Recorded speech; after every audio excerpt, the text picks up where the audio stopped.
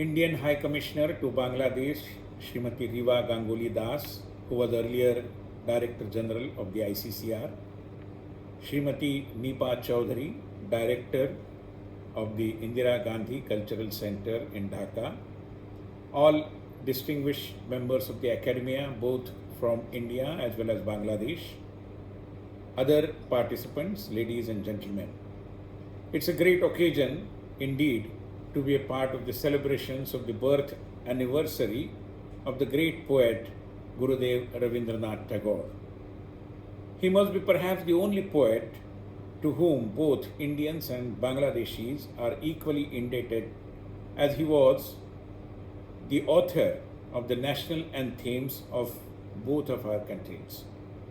At the outset, let me also remember Bangabandhu Sheikh Mujibur Rahman, whose birth centenary year we are observing. Bangabandhu had paid rich tributes to Gurudev Rabindranath Tagore in 1972, when independent Bangladesh first observed Tagore's birth anniversary. In a message, Bangabandhu had said that Bengalis have proved their love for Rabindranath Tagore by sacrificing their blood. They have established the right to study Rabindranath's literature in Bangladesh by liberating the Bengali nation. This is the best tribute ever paid to Kavi Guru. In 1972, in a message to a program organized by the Bangla Academy on the occasion of Gurudev's birth anniversary, Prime Minister Sheikh Mujibur Rahman had said that Rabindranath Tagore's works have inspired Bengalis to live up to the ideals of truth, justice, and self-determination. His ideas played a great role in the liberation struggle of Bangladesh. Let me explain that I am quoting this from the news item that had appeared in the Daily Star newspaper on exactly this day, which is May 8, but in 1972. Remembering Rabindranath Tagore is always very inspiring, very enlightening, and also something that holds a clear mirror to you, making all of us turn the searchlight inward. Today, the whole world is in the grip of a severe pandemic. And exactly over 100 years before, through his 1916 novel Chaturanga, Tagore depicted the conditions of a society under the attack of the dreaded plague. Through this novel, Tagore compelled mainly the Bhadralok of Bengal of those days to think about the underprivileged and the marginalized sections of the society. In this novel, we come across portrayal of how an affluent man turns his home into an infirmary for the destitute as the plague breaks out, and eventually succumbs to the disease that he contracts while nursing the sick. Tagore was an integrationist to the core. In 1904, the Viceroy of India, Lord Curzon, announced that the Bengal province would be divided into two parts. The British government was worried about the social integrity amongst different communities in Bengal and wanted to divide and rule. During this time, Rabindranath Tagore wrote the song Banglar Mati, Banglar Jol to unite the Bengali population. Remember, almost similar to the efforts of Lokmanya Tilak in Maharashtra, Tagore started the Rakhi Utsav, where people from different communities tied colorful Rakhis on each other's wrists. In 1911, as all of us know, the two parts of Bengal were finally reunited.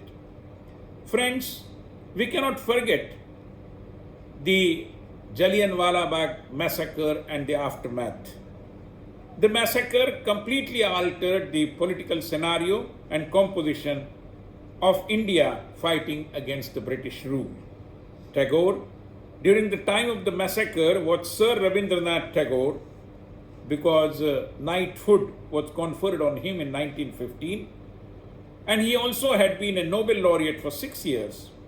But on receiving the news about the Jallianwala Bagh massacre, he tried to arrange a protest in Kolkata, finally denounced the knighthood as an act of protest and wrote a letter of repudiation to the then Viceroy Lord Chelmsford. Rabindranath was a genius in more than one way.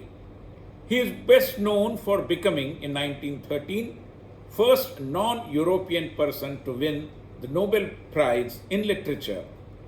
But remember, his legacy far exceeds his poetry. His open-air university in Shantiniketan is amongst his most enduring contributions. Vishwa Bharati, as the university is known, allows a pursuit of academics, arts and craft while celebrating nature in equal measure. Ideologically speaking, friends, he was a humanist, but his inspiration was his nation. Although not socialist in the traditional sense of the term, sensitivity towards the deprived and the disadvantaged was at the core of his worldview. And although he was for confluence of civilizations and cultures, he knew it well that the source of his ideas pertaining to this was the culture with which he had grown. The most unparalleled feature of his contribution to society and country was his approach of weaving several facets of social life, from education to village crafts, from literature to liberal arts, and from freedom struggle to social reforms, including gender justice, into the unique fabric through his deep developed involvement in contemporary social movements and cultural activities as well. Much has been said about Rabindranath Tagore's passion for a universal mind, which he emphasized in his poem known as Ami, and his constant struggle to elevate human mind to become humanist to the core. He was convinced that a deeper understanding of Indian culture eventually will lead us to the cultivation of universal mind.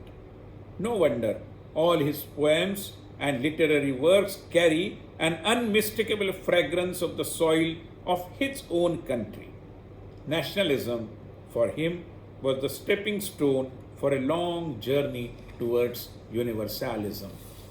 Before I conclude, let me share with you a couple of pieces of his very insightful and inspiring writings that have an eternal relevance. The message, although for the entire humanity, is perhaps relevant to brothers and sisters in both of our great countries, India and Bangladesh. In his book, The Center of Indian Culture, Gurudev says, and I quote, "But before we are in a position to stand a comparison with the other cultures of the world, or truly to cooperate with them, we must base our own structure on a synthesis of all the different cultures we have. When, taking our stand at such center, we turn towards the West, our gaze shall no longer be timid and dazed. Our heads shall remain erect, safe from insult. For then we shall be able to take our own views of truth from the standpoint of our own vantage ground, this opening out a new vista of thought before the grateful world." Unquote. Most notably, this streak of confluence of civilizations is vividly reflected in the writings of Gandhiji, whom Rabindranath Tagore first referred as Mahatma. In Young India of June 26, 1924, Mahatma Gandhi wrote, "My Swaraj is to keep intact the genius of our civilization. I want to write many new things, but they must all be written on the Indian slate.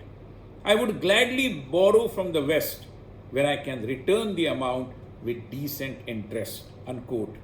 Great men, as they say, literally think alike.